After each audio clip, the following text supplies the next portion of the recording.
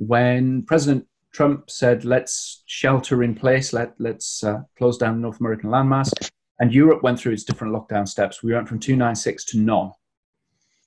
And the training agenda of every single big business changed overnight. And the number one thing that they wanted to upskill their people was to how could they be effective when they could no longer mix face-to-face with their clients.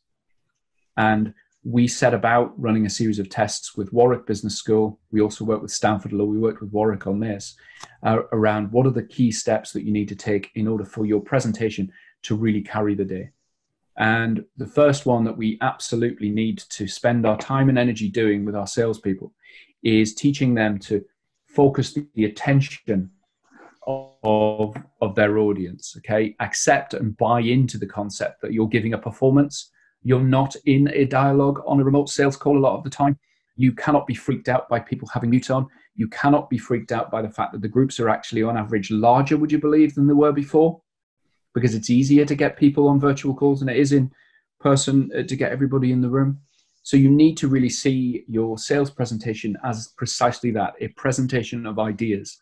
It's got to consider the client's needs, absolutely, at its very core, but it must include an awful lot of dynamic visuals.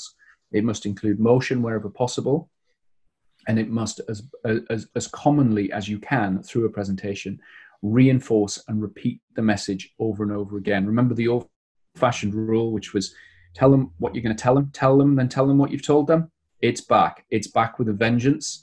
And one thing that we found through a bunch of different exercises is that your audience will thank you for providing them with more slides, not less. That's not more information, but more slides, more visuals, and use pictures to tell your story.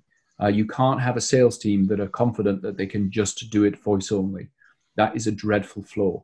And the reason for that is that images really do help us to manage complexity.